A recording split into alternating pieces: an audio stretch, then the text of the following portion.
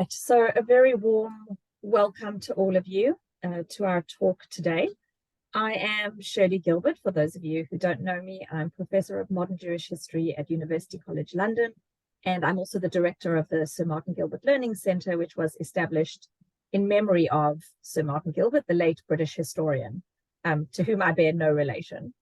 Martin Gilbert was, of course, the official biographer of Sir Winston Churchill, but also published 88 books on a very wide range of topics, including the First and Second World Wars, the history of Israel, and the modern Jewish experience. And indeed, one wonders what he would have made of what we're witnessing around us at the moment in the world. Our aim here at the Sir Martin Gilbert Learning Centre is to bring the best historical research to a broad and non-academic public. And in addition to these kinds of talks, like tonight's talks, public programs like this, and we also provide secondary schools with resources that are based on primary materials and the latest historical scholarship to try and make academic research as accessible and widely used as possible. We are a small charity, so we rely on donations so that we can keep all of our events free at the point of access. If you would like to make a contribution, any contribution is very gratefully received, and it's very easy to donate on our website by just clicking the donate button.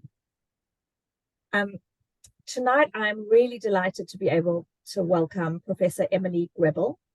Emily is chair of the history department at Vanderbilt University, where she teaches a very wide range of courses in Russian and East European studies, Jewish studies, on Muslims in Europe, and law, history, and society. And she's just told me that this term she's teaching for the first time, a course on anti-Semitism, which is certainly an interesting moment at which to be teaching that. Her area of expertise is the history of the Balkans and Eastern Europe in the 19th and 20th centuries, and she has written two really groundbreaking books in this broad area. Her first book, which I think is most of what we'll be hearing about tonight, is titled Sarajevo 1941 to 1945, Muslims, Christians, and Jews in Hitler's Europe.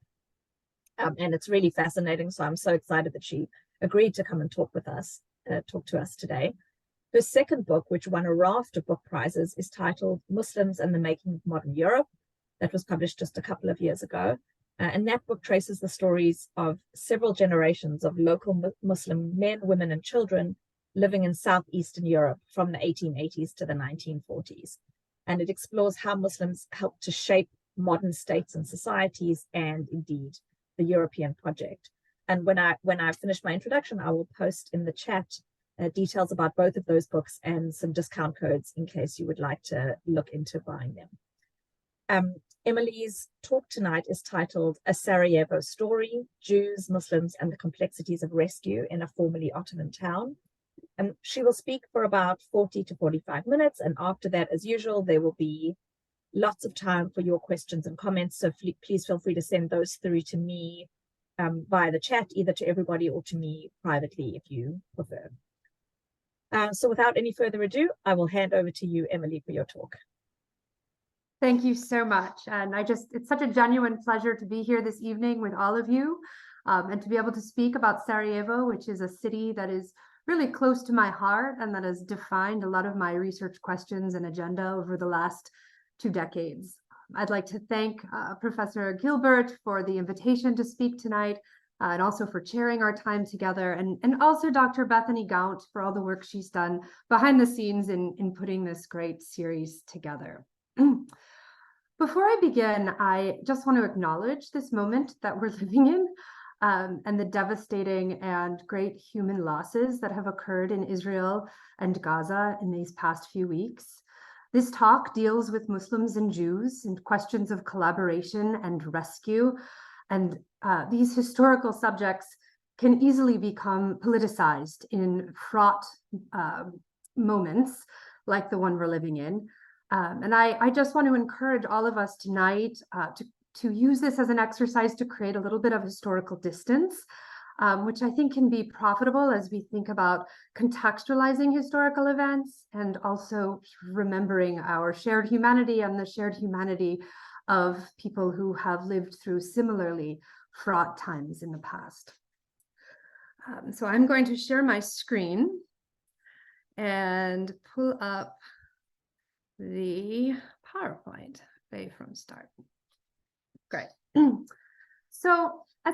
finishing my dissertation in 2007, which became the basis of this book that Professor Gilbert mentioned, Sarajevo in World War II. I was shocked to open The New Yorker and discover a feature article on Sarajevo in World War II, the exact topic of my book. This does not usually happen to young doctoral students who are preparing their dissertation. The piece was a nonfiction teaser by novelist Geraldine Brooks in advance of her now best-selling historical fiction called People of the Book. And in this novel, Brooks traces the 5-century journey of the Haggadah, the famous illustrated Sephardic religious text, which was created in medieval Spain, and she traces it as it's made its way after Jewish expulsions in 1492 across France, into Italy, Dalmatia, and ultimately into Sarajevo, where it has remained ever since, and it is known as the Sarajevo Haggadah. The New Yorker piece explains to its readers that the Haggadah survived the Second World War because a Muslim curator by the name of Dervish Korkut had hidden it from the Nazis who had occupied the city and hoped to send the book to Hitler as a gift. So in addition to discussing the Haggadah and how it survived the war in hiding, Brooks also drew attention to the ways that the same Muslim curator also hid a Jewish woman who had been slated for deportation during the Holocaust. And then this sort of perfect finishing touch to the story of rescue, she concludes by drawing attention to how one of Korkut's descendants who lived in Kosovo in the 1990s was rescued by Israelis and greeted at the airport in Tel Aviv by the son of the Sarajevo Jewish woman her father had saved a half-century before. So this is a really beautiful story. We can immediately see why the New Yorker would publish it. It reminded readers of histories of Muslim and Jewish friendship, of neighborliness, of support. A Muslim saved the Haggadah from Hitler and a Jewish woman from genocide. Israelis saved Muslims in the wake of mass violence and ethnic cleansing in Kosovo and Bosnia. Who wouldn't love this story? Right? And at a time when tensions and conflict around Israel-Palestine were regularly in the news, and when new potential conflict could also break out in Bosnia and Kosovo, and also when anti-Semitism and Islamophobia were really rampant around the world, these stories of Muslim-Jewish friendship and rescue can be very healing. Such stories also served as an important counterpoint to other salient narratives that circulate in heightened moments of political and ideological divisions that tend instead to pit Muslims and Jews together, against one another. So often, these divisive narratives highlight Muslim collaboration with the Nazis during World War II, including in Bosnia, the region that I specialize in, and they connect these historical narratives to more contemporary polemical positions surrounding the Israel-Palestine conflict. And I just point out that this middle image here is willfully misleading. It's an image of Bosnian Muslims that was used interchangeably to sort of represent Palestinian Muslims. And here is the original picture on the left. So most famous among these narratives and collaboration narratives is the Bosnian Muslim Waffen-SS unit that was created in 1943 by Heinrich Himmler and which was supported by the Mufti of Palestine, Amin al-Husseini, who visited Bosnia-Herzegovina in 1943 to participate in recruiting Muslims to it. So we thus have these really conflicting images of Bosnia in World War II. On the one hand, we have this story of Sarajevo as a place of rescue and community. And on the other, we have it as this place of sort of an extreme example of Nazi collaboration. In reality, it cannot be distilled into either a simple story of multi-confessional friendship, rescue, and anti-fascism. And here we have an image of people of different faiths in the city of Sarajevo right before the war.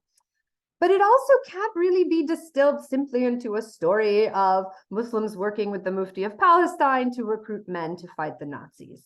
It is both of these stories, and it is really not either of them, because both of them have been given sort of a framework by politically oriented thought to shape the narratives. And I knew this because I had just spent, when I opened this New Yorker, 12 months going through robust archives, trying to piece together the story of Sarajevo during the Second World War. Now, I had worked, this is me in one of the archives. It was in an old, actually an old warehouse that had been converted. The upstairs had been converted into refugee housing. And so when I would go to work downstairs in the documents, one of the older refugee grandmothers would often bring me some soup or some tea. They were still living in the archive in Bosnia. So what did I look at? I looked at city archives, museum archives, secret police archives. I looked at the Gestapo's archives, the archives of the Communist Party. I also tried to look at things that are not necessarily political, but that make a city tick. The courts, the theaters, local humanitarian societies, migration records, records of the Jewish Humanitarian Society, La Benevolencia, records of Islamic schools. And I even went through one box of potato receipts in which I suddenly discovered a large number of Jewish conversions to Islam and Catholicism that had been dumped in a box with potato receipts and never sorted or filed in sort of proper archival form. So I spent 2 years of my life after that sort of piecing together this story and trying to make sense of these complexities, which were, on the one hand, seemed so obviously disconnected to me, and on the other hand, represented this incredible local society. So it was not just that the beautifully written story in the New Yorker was wrong, or that Muslims did not save Jews or Jewish religious objects, but aspects of the story were sort of misleading to me. So for instance, I knew from Nazi police records that and internal correspondence from the museum where the Haggadah was held, that when the Haggadah had gone missing, the man investigated by the Gestapo and accused of stealing it and actually fired from his job for it going missing was a Catholic Croat, and that his letters asking for his job back, revealed that he understood the Haggadah not so much as a Jewish object, but as something that belonged to the city and to its museum. And he was mad that some Nazis could walk into his city and think that they could take an object that belonged to the local people. I also knew that Dervish Korkut, the famous Muslim curator who's now become the subject of a beautiful book by Hikmet Kartic in English, that he had gone down in history for saving the Haggadah, and he was a deeply respected Islamic scholar and a conservative Muslim, a man who had been in an arranged marriage, and he also was an expert in Sharia law and ethics. He worked in different moments for the local fascist government, including on a committee that was charged with clarifying and reinterpreting Nazi racial laws for Roma. So he's a complex person, right? On the one hand, he's saving the Haggadah and hiding a Jewish woman, and on the other hand, he's actively rewriting Nazi racial laws. So it became really clear to me that through these simplified narratives, that the story of Sarajevo's wartime experience and the rescue of the Haggadah did not unfold in a vacuum, but that it unfolded in a very particular post-Ottoman framework. And historians were constantly trying to put it in the box of Holocaust history or a category of collaboration or resistance or even rescue. And that these frameworks for thinking about the Holocaust were very much sort of mirroring Holocaust narratives from other parts of Eastern Europe, particularly Poland, Ukraine, Hungary. But I believe that post-Ottoman cities and places where Muslims, Christians, and Jews had lived together for many centuries had a different narrative. And that's a little bit what I'd like to try and tease apart together today. The Sarajevo story that I knew was about loss and trauma in a city with deeply rooted religious communities with shared histories. It was about Sephardic Jews who converted to Islam on the eve of deportation with the support of all local Muslim religious leaders, such as the wrenching case of Rosa, whose fiance, a Muslim man named Jamal, pleaded with the head of the Islamic community to intervene on her behalf. The story I knew was also about traditionalist, patriarchal Islamic cultures and Islamic scholars, of whom Korkut shared a milieu, who spearheaded an Islamist movement grounded in Islamic ethical norms that would simultaneously come to be the first and only kind of public organization to denounce genocide and violence during World War II, and Nazi genocidal violence, but also seek an alliance with the Germans. So again, these great contradictions that I think demand a little bit of trying to understand how they emerge and where they came from. And I address some of this latter part in my more recent book on Muslims in the Making of Modern Europe. For some reason, this slide isn't fully coming out. So the story I knew was also about Leon Finzi, the vice president of the Sephardic Jewish Society La Benevolencia, and I had the wonderful opportunity of meeting his nephew and great nieces and nephews in California last year. And he knew this intimate local city story well. I'll go back to the other one because this one, the images aren't showing up. This one's prettier. And Leon Finzi, on the eve of the Nazi invasion in April of 1941, he joined the local rabbi to write a public letter to his Muslim neighbors, in which he begged them to retract an anti-Semitic statement that they had published to stop the Jews. That's a quote. And in his letter, he called on his Muslim neighbors to remember that theirs was a long shared history grounded in, quote, well-known religious moral customs in this town. So what we see here is Finzi is not calling on some abstract notion of multiculturalism or liberalism. He's not just asking his Muslim neighbors to not support Nazis because they should be good people. He's referring very specifically to a local culture. And we see this sort of emerge repeatedly over the next few months. Racial violence was foreign to the older communities living in this space. It felt imposed by external ideologies and by Nazi occupation. And they hoped to look for and find local ways of responding and coming together and working to survive. So to understand how we get to this moment, I wanted to, let's see, there's La Benevolencia. I think I must have forgotten to move forward. Here we are, Ottoman Empire. So for centuries, Sarajevo was part of the Ottoman Empire, a town where Muslims, Catholics, Sephardic Jews, and Orthodox Christians lived together. And during the Ottoman period, these communities shared certain responsibilities, especially in the late Ottoman period for them in municipal governance. They also were sharing experiences in certain schools. They had economic relations, but they were largely distinct and separated in their private lives and also in legal, most educational, and most social and cultural forms. In 1878, so this is kind of Ottoman history. Then in 1878, Bosnia-Herzegovina is occupied and then subsequently annexed by Austria-Hungary. After initially a kind of pushing out, an expulsion, a mass expulsion of Muslims and a period of severe repression, things sort of stabilized in the Habsburg period, both for Muslims and for Jews.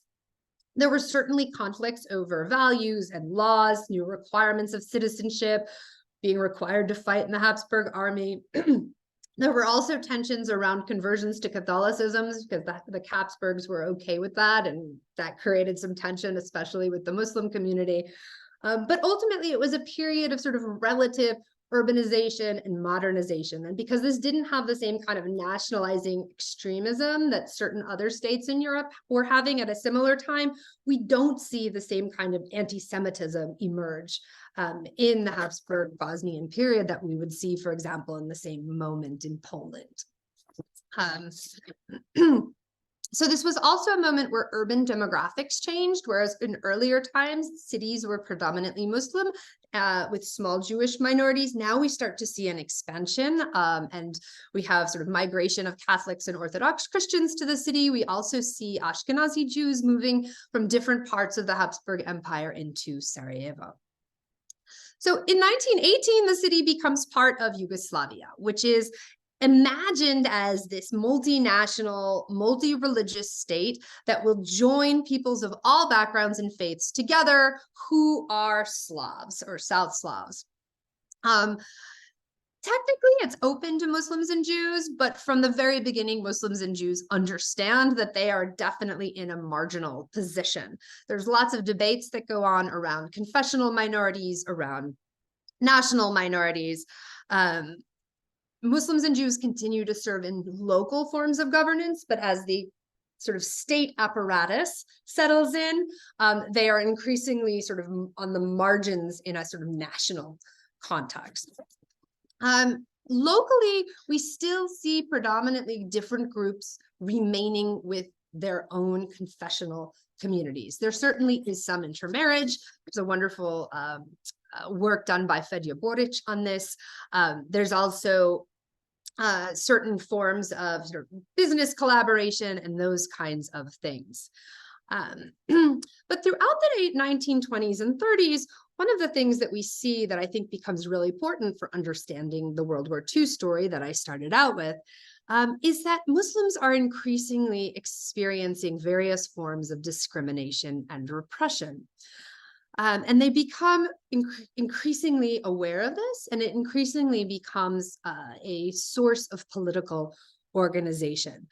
How so? So, for example, they become objects of agrarian reform. They held most of the land in the Ottoman Empire as states sort of were absorbing Ottoman lands and emerging from them. There's a redistribution of land. And so Muslims get a lot of their land taken away and redistributed. But they also are angry about secularization laws, especially in schools and courts. They start to complain about public schooling and textbooks and the media representation of Muslims, which depicts them as inferior and backwards and foreign. And it matches some of what is going on in other parts of Europe, such as in France at the time, with this sort of colonial tensions around who are Muslims. Now, many of their sort of critiques and concerns are actually shared by conservative Jewish communities, including the one in Sarajevo. In 1931, for example, Yugoslav Muslims voiced resistance to the secularization of the state's family law code, and local rabbis fought against the interstate interventions in divorce laws, arguing that divorce should remain within the bet den. But instead of synergies, the two communities grew apart, with Muslim townsmen increasingly associating their Jewish neighbors with broader threats to their way of life. And that's something we see, I think, globally in the 1920s and 30s, where Jews start to become increasingly a scapegoat for what is wrong, right, with other communities, even though they are not the ones causing the problems in the first place. Now, there's a movement at this point, and one of the early leaders is a man by the name of the Mufti of Tuzla, Ibrahim Haki Chotkic, and he described how Muslims were fearing the dangers of Yugoslavia's secular culture, absorption of modern lifestyles, and he starts to develop a movement that looks toward like a grassroots movement that tries to reimagine what Muslim politics can be in Yugoslavia. And this same movement would then become sort of predecessor for the movements in World War II that would become the most vocal against genocide and most vocal for sort of anti-racial laws, which is sort of a fascinating sort of shift. And I'll get to how and why we might explain that. But they believed they needed a movement, and so they created one. And here's some images of Muslim life in the interwar period. And the movement they created rebuked modernization, it rebuked assimilation, it sought to strengthen Islamic morals and values. It tried to protect the Muslim community by sort of creating rules about conversion, who could convert and when. And it sort of emerged into a new form of political Islam in Yugoslavia. Now, this all, of course, coincides with the rise of Nazi Germany in the 1930s and the expansion of fascist Italy and the beginning of the Second World War. Anti-Semitism was growing in the 1930s in Yugoslavia, as it was in other places in Europe, and this was both within Muslim communities and also within Christian communities. And it manifested in things like boycotts of Jewish businesses, the questioning of Jewish patriotism, And also there was a lot of tension when the major Jewish political organization sided with the Serbian organization against the Muslim political organization, which was really a voting bloc issue, and but at the time was taken as Jews were anti-Muslim, right? So these kinds of local activities become re-narrativized in different ways. There were Muslims who were writing anti-Semitic texts, and then there were also Muslims who were speaking out against anti-Semitic actions and boycotts, sometimes out of a shared sort of economic and interests in local communities, and sometimes out of shared histories and shared friendships.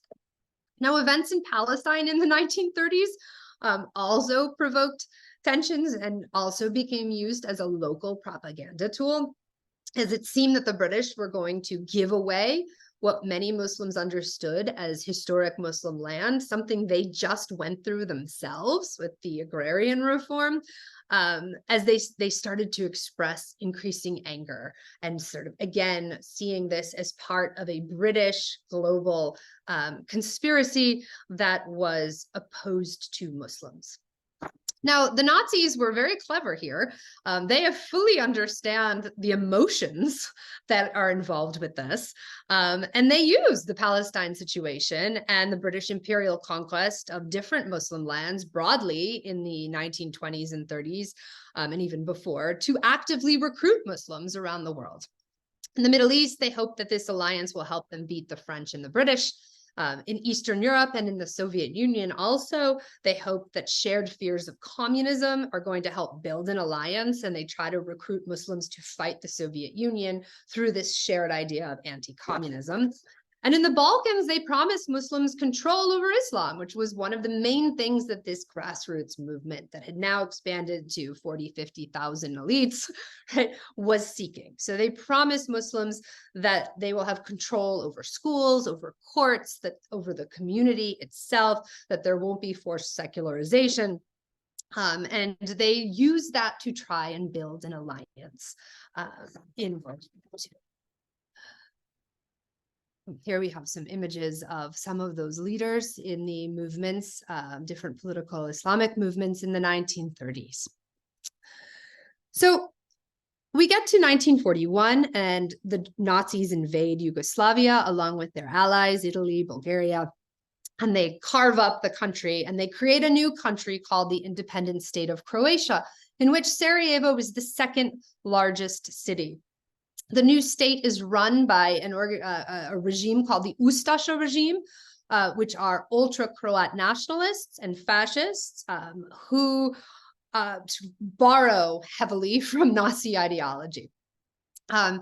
One of the interesting things about the Ustaša, though, is that their national ideology welcomed Muslims into the national project. They called them the flowers of the Croat nation, and they imagined Croatia as a nation of two faiths, Catholicism and Islam. So that would mean they would also have imagined a country without Jews, Roma, and also Serbs, who were the three main targets of their genocidal campaign. So many Muslims in Bosnia are initially wary of this, but they sign on to the project because they're expecting things like a greater voice in the politics, more conservative social and cultural norms, and also the protection of Islam and the right to define Islam and not have this sense that it was being sort of supervised and restricted from the outside. What they're really imagining is a form of what I call confessional sovereignty and political autonomy, which are both derived from these Ottoman concepts and Ottoman experiences. Now, of course, that doesn't exist anymore, right? Now we're in the 1940s. The Ottoman Empire had ended several decades before. But I believe that on the ground, that is sort of the reference point. These are the same political elites who had sort of worked through their way, and they were sort of the generation after the Ottoman elite. And these were some of their reference points. They're kind of imagining we're going to go back to a different imperial context. They fully expect control over Islamic institutions, which the Germans initially promised them. But the Ustaša don't really want to give them because the Ustaša are creating their own state, right? And they want a nationalizing state, right? They want a central, single-minded state. So you can imagine Muslim surprise in the spring of 1941 when the Ustasha regime introduced a version of the Nuremberg laws, the Nazi racial laws. And these laws made clear that racial law was going to be more important than Islamic law. Now, race laws set out to divide people into two groups, Aryans and non-Aryans. And just as in Nazi Germany, the Croatian state's racial laws connected citizenship and citizenship rights to these racial categories. So a Croatian citizen had to be a national member of the Aryan race, according to the law. And people were granted Aryan status by establishing elaborate blood requirements of racial purity, showing grandparents' birth certificates, great-grandparents. And just like the Nazis, the Ustashas legalized discrimination against anyone who fell in the non-Aryan category. So job purges, property confiscation, social restrictions, forced labor battalions, and then eventually, after a few months, mass imprisonment, deportation, and mass murder. Now, these racial laws in Croatia initially define non-Aryans as Jews, Roma, and others. The law says others. So immediately, local administrators on the ground are like, who are the others, right? What is an other? What kind of evidence is needed to figure out who an other is? What do we do if people don't have records? What do we do if people don't fit in these categories? And how does this whole idea of race operate in a society that's so deeply grounded in religion and confessional structures, not just in terms of belief systems, but in terms of how social groups were working, schools were organized, the legal systems had operated. So the Ustasha regime realizes pretty quickly that their regulations and policies are going to need some loopholes, that they are not operating with a simple, homogenous society. So they immediately establish a provision where an imam can use witness testimony instead of documentary evidence to prove a Muslim's racial background. So this sets a precedent where Islamic religious clergy are allowed to define who belongs in their community. They also allow Roma to be reclassified as Aryan of the Indo-Germanic race if they are Muslim. And this was the committee that I mentioned at the very beginning that Dervish Korkut served on. In one of their most controversial policies, the Ustasha regime not only allowed, but encouraged, and in some places forced, Orthodox Christians to convert to Catholicism, and they also allowed conversions to Islam, thus suggesting that conversion to one of these two recognized religions was a path toward Aryan racial status and citizenship. Now, in Sarajevo, to a lot of people, this made sense. In the early months of the war, as I mentioned in my boxes of potato receipts, 20% of Sarajevo's Jews converted to Catholicism and Islam. Are those genuine conversions? I don't know. Are they conversions in order to try to save one's life and buy some time in order to escape? Very likely many of them were. But the conversion process is fascinating because it required multiple steps. Which means that a lot of different parties were involved. First, a religious official, such as an imam, had to sign off on it. Then it had to be performed. Then which required a service, public sort of performance. Then an affidavit had to be sent to the mayor's office, where the Jewish convert had to pay a tax to a local tax office, who then signed off on the conversion. Right? So we have the mayor's office, we have the local budgetary, we have the religious, and it's working like it works very systematically, and it becomes a kind of common bureaucratic process. We have a couple of cases where priests or imams helped Jews fill out the forms. Sometimes the mayor's office waived the fees, suggesting that this wasn't just a financial ruse, which we see in some places. And after the conversion was in the books, the mayor would then send a notification to the two religious communities notifying them of the change. So even at the level of the mayor's office, there was this presumption that religious communities maintained their records, and his job was to shift a person from one set of books to another. Converts then could apply for exemptions from racial laws, such as wearing the yellow Star of David or working in Jewish labor battalions. Now, the Nazis, who are occupying the city and have a military presence there, and the Ustasha, who are the official government, are completely perplexed by these conversions. They don't really want to rock the boat with local communities, but they also really don't understand what Sarajevans are doing. So they make plans to move forward with the deportations of Jewish converts along with other Jews in the fall of 1941. This produces outrage by the head of the Islamic religious community, Fahim Spaho, who orders Muslim religious leaders to take all Jewish Muslims into shelter. And then he personally tried to intervene using his position and petitioning and his prestige to buy Jewish converts time. Now, this didn't save many lives, but it did create time for other Muslims to smuggle converts out and for Jewish Muslims to break into hiding. Still frustrated by this resistance, in October of 1941, the Ustasha regime outlaws conversion, intervening in this confessional practice and legal practice of Islam, which seemed to many Muslims a violation of their religious freedom. Some imams started to backdate paperwork to try to get around it, but it didn't always work. Fahim Spaho, the Raisul Ulema, the head of the Muslim community, he said at one point, the Germans take every Jew, even those who have converted to Islam. That is the work of the Germans, and our own government cannot intervene. It cannot do anything about it. So what we find here in 41 is that increasingly Islamic scholars and Muslim religious leaders are furious that the fascists are arbitrarily establishing ideas of who might belong or not to their community.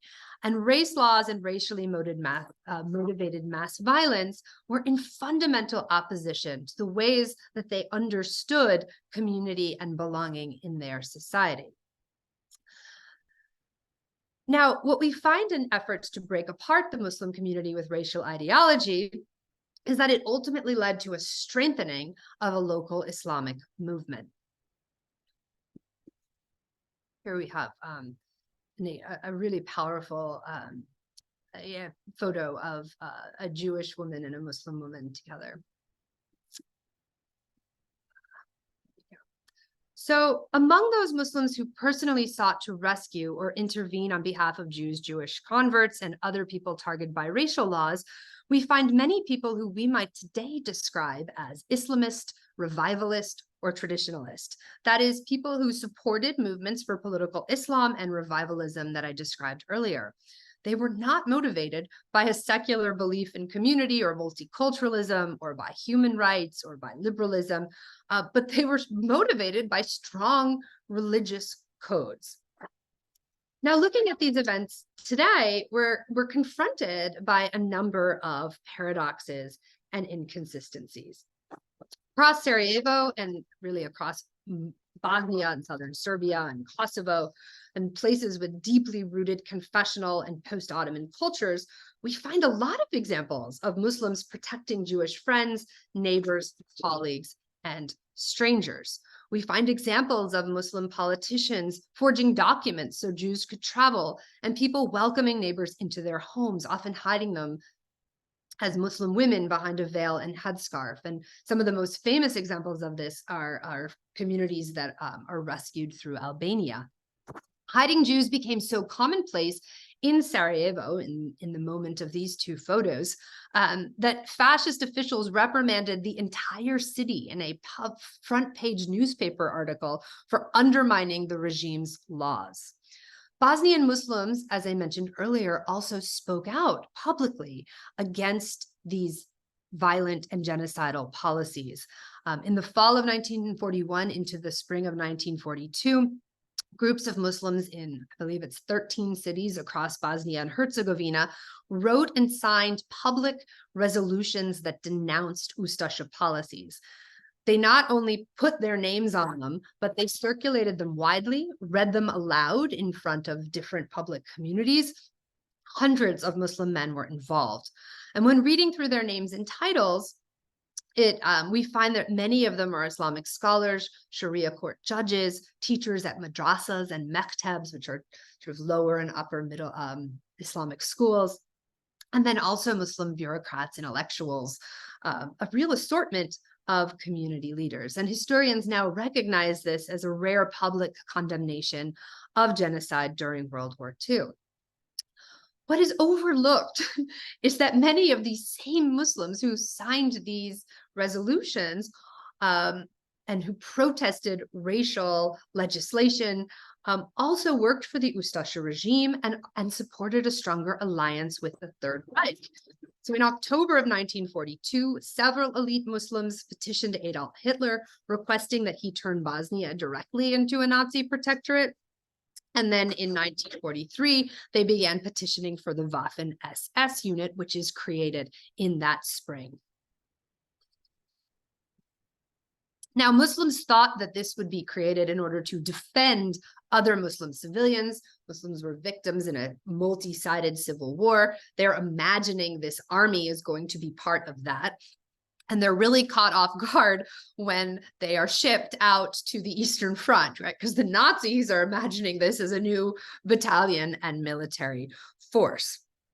And so we have, these recruits who anticipate that they're going to be fighting locally against communists and instead are shipped out. And in one incident, they actually leave their troops, they defect, they shoot all of their German commanders, and they return home. So what I think is so fascinating about this is whatever our image or before this talk might have been of the Nazi Waffen-SS units in World War II, I doubt any of us were thinking of people who welcomed the end of Yugoslavia and the German invasion, then struggled against Nazi racial laws and mass violence, then denounced genocide, then joined a Waffen-SS, then shot their German officers, and then returned home. And once home, many of them joined Islamic grassroots movements doing humanitarian work, particularly work with refugees and children, orphans, right? So this is not the narrative that most of us have of what this is when we see an image of Bosnian Muslim Waffen-SS. But I think it really is telling about the complexity of this place, of this moment, and of the people caught up within it. So here's another image. This is a Muslim woman and a Jewish woman. I don't know why my images are out of order. So here's a picture of Sarajevo today. So what I'd like to leave you with is a few concluding points. First, I think that what we see in Sarajevo's story, and especially the story of Muslim-Jewish interactions in wartime Sarajevo, is that existing social codes and administrative and legal practices are generally resistant to change. Islamic ethics, norms, and laws were pervasive across formerly Ottoman lands, and movements like Nazism that want to change these practices radically have to work at it for a while. Sarajevo's long-standing sort of Ottoman and confessional cultures, what Leon Finzi had described in that letter that I mentioned on the eve before Nazi invasion as its well-known religious moral customs. This was a complex way of being. It was a society in action. It was a way of thinking about community relations, obligations, and life. This doesn't mean that ideological movements can't break in and undermine those codes. Certainly, people supported the Nazis in Sarajevo, but this was a process, and along the way, the Nazis and the Ustashas faced many unexpected challenges and moments of reckoning. A second conclusion I'd like to leave us with is that Muslim efforts to rescue Jews and Jewish culture during the Holocaust, as well as Muslim alliances with the radical right, were deeply entangled with a long history of fighting for Islamic rights, fighting for civil rights as Muslims, and fighting for the preservation of Muslim cultures, laws, and social norms. It was a part of a struggle among Muslims over how to grapple with and reassert power in the wake of the Ottoman Empire, which saw this radical shift of power from Muslim elite to non-Muslims. And finally, I think that what Sarajevo's story teaches us is that nothing is black and white when it comes to the ways that people respond to war. And we must critically reflect on specific historical contexts and spaces. The moral categories that historians use to think about World War II, and particularly the Holocaust, like collaboration and resistance and rescue, are based on certain ethical presumptions that we hold today. But they don't always help us to understand people's motives at the time. And gray areas, I think, become really important. Local histories help us to understand them. So across Hitler's Europe, we have cases of communities that are responding to their own dynamic local cultures. In some places, this means, like in Jan Gross's accounts of Jedwabne, extreme cases of violence against Jews committed by their neighbors. But in any case, the choices that people make, I think, and the local histories need to be understood in their context. This does not mean we cannot make ethical judgments, but I do hope that we can push past some instinctive polemical interpretations and try to advance new ways of thinking about interwoven pasts. Thank you so much, Emily, for a talk that was really fascinating and engaging, and perhaps most importantly at our current historical moment reminded us of the importance of gray and nuance and being able to hold together complicated and sometimes contradictory narratives. And that's difficult and messy, but often that's what it is. So thank you for that very timely and helpful reminder. I have lots of questions of my own. There were a couple of questions and also clarifications in the chat. So I might actually start with Elaine's request for a clarification of what you mean by confessional communities.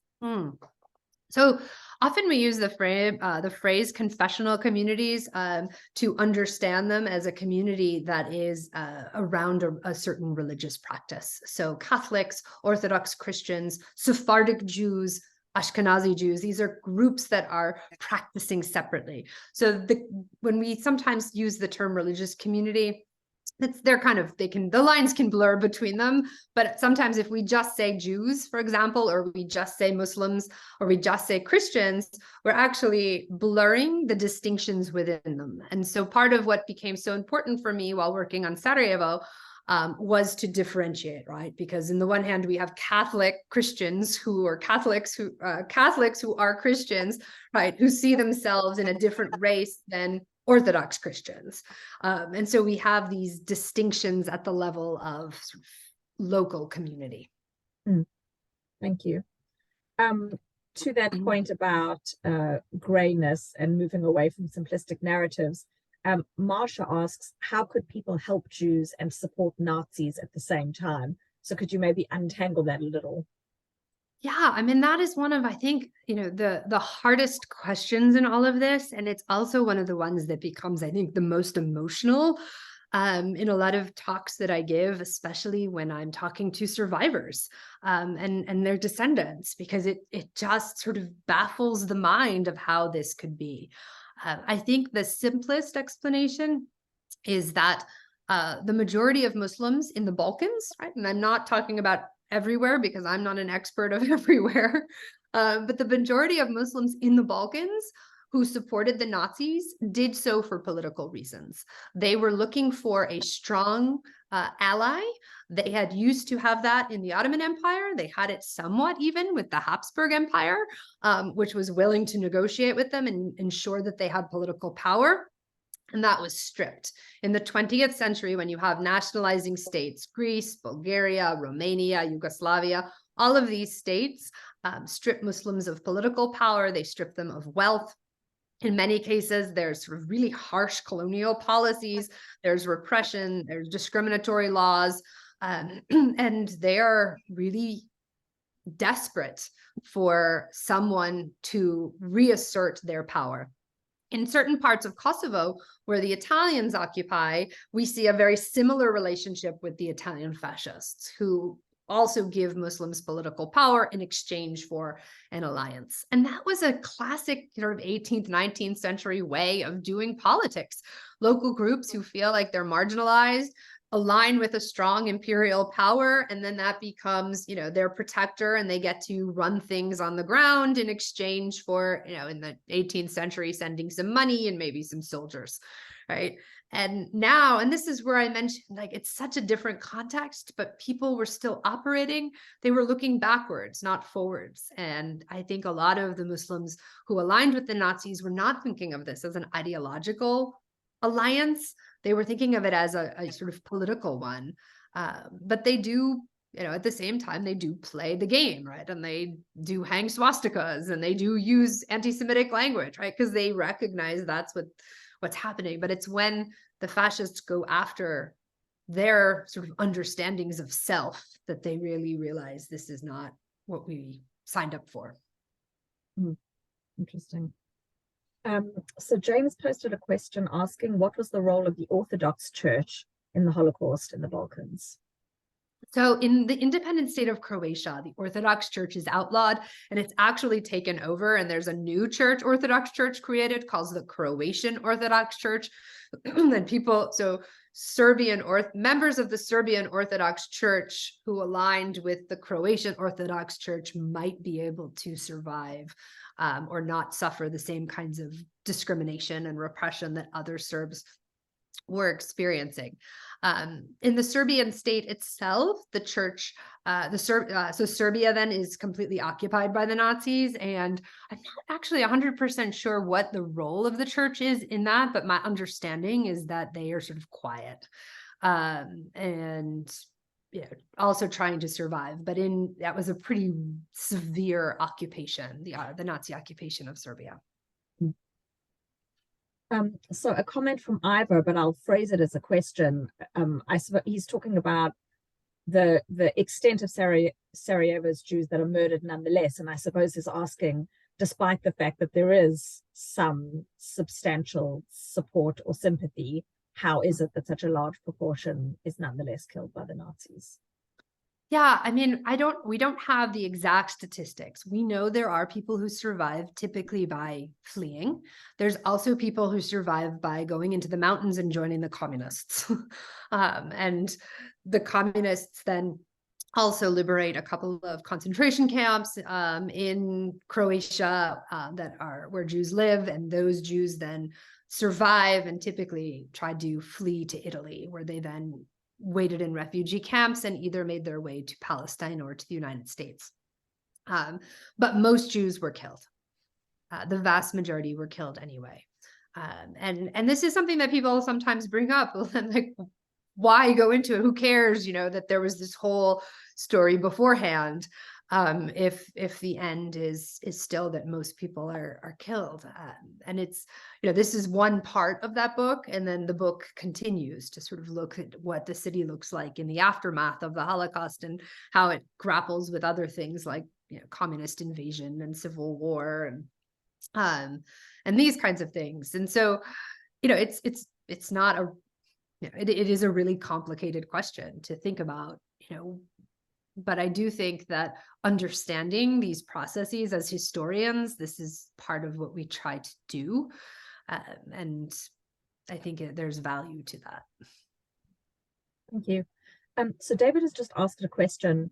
He asks, were Jews and Muslims living in the same neighborhoods in Sarajevo before World War II? And I wonder whether I can amplify that with my own questions. I mean, I'm just curious to probe a little bit more into what are the relations and encounters between Jews and Muslims. On the one hand, I'm wondering about kind of anti-Semitism at this time, which we know across Europe takes so many different forms. And I'm curious to know, especially also when you were talking about that anti-Semitism in Yugoslavia is something that's manifest across communities in many different constituencies. Is there a difference in the nature of Muslim anti-Semitism and in how Muslims are relating to Jews? And then kind of adding to that too, I'm curious about these Muslim communities who are defending Jews who converted to Islam. And there's this kind of echo of the German churches before World War II who are defending Jewish converts. but not unconverted Jews. So I guess that's lots of different dimensions that I'm poking at. But I wonder if you could just say a bit about those So, relations. I mean, I'll just pick up from that last point, which is that, so often, histories of Europe and Southeastern Europe are sort of severed off as sort of somehow not European history. But there are so many comparisons between what's happening in different communities, and these are Muslim European communities. And so, of course, we're going to see sort of similarities between German churches and Muslim communities, because these are these were all, or at least post-German imperial spaces. One was Prussia, one was Habsburg. And so it makes sense that we do also see these kinds of similar things. So in terms of the city itself, the organization of Sarajevo was typically understood by mahala, which means neighborhood in Turkish. And the neighborhoods were interwoven. And so they tended to have sort of small neighborhoods around a mosque, or small neighborhoods around a synagogue, small neighborhoods around a church. Now, this all starts to become more integrated as the Habsburg period goes on, through urbanization, through modernization. But you still end up with sort of little kind of communities around the city. And that also, the Ashkenazi Jews who migrate in the 1890s are sort of living separately then from the pre-existing Sephardic Jews who had lived there earlier. Likewise, the old sort of Muslim elite are living in these kind of old classical neighborhoods. And then you have this influx of Muslim workers from, the countryside, as we see across Europe in the 1920s and 30s with these labor migrations, and they tended to live more like on the outskirts. So their interactions are very much, their schools, especially in the 20s and 30s. In the 1931, there's a big sort of push to create integrated civil education, secular education. There are, the markets, people are intervening in the markets. There's theater, there's music, cultural institutions, museums, tons of museums. The kind of associational life tended to remain distinct to different groups. And I'm not sure if everyone's familiar with sort of Central European associational life, but like musical clubs or a hunting society, or the association of metal workers, which isn't quite a union but more like a club. Those tended to be distinct. There were integrated newspapers, and then there were also community newspapers. So somebody might be reading the local Sarajevo Daily, but they also might be reading La Benevolencia's paper, or the Sephardic paper, or in Ladino, or they might be reading Gilbert, which was a Muslim paper, right? So you have people kind of reading different things and operating separately while being part of this larger kind of tapestry. And that's when I talk about post-Ottomanism, it's something I'm trying to, and I'm working on this right now for a paper, but I'm trying to sort of clarify that to public space, to larger groups, to try to make sense of this simultaneous, integrated, and separate. Does that make sense? I think I missed one of your questions in there. So if you want to come back to it. There were a lot of questions in there, and that was a very helpful answer. And I think also that point about integratedness and separateness is a really helpful point on which to end, because we are almost on the hour. And it's something that's so resonant, certainly for me today. I think, these relations and these encounters between different groups, and we're talking specifically about Muslims and Jews today in your talk and in the world, I think it's a very helpful reminder. And as I said after your talk too, I think that reminder about the nuance and the gray is I think very helpful. So thank you so much for that. Thank you for a really fascinating, engaging talk. Thank you for all of you for spending your evening with me. This was really, really lovely. Thank you. I posted again in the chat the details of both of Emily's books, which you can buy with a 30% discount if you are interested. And I will just remind you of our next event, when Rebecca Grossman will be talking about the role of international photojournalism in the history of Zionist politics and public relations. Another one that we invited many months ago, and that is nonetheless very relevant to our current time. So please do join us for that. That's on Monday, the 27th of November. Again, at 7 p.m. UK time. Thank you so much again. Thank you, Emily, for your time, and Thank hope you to for see having me. again soon.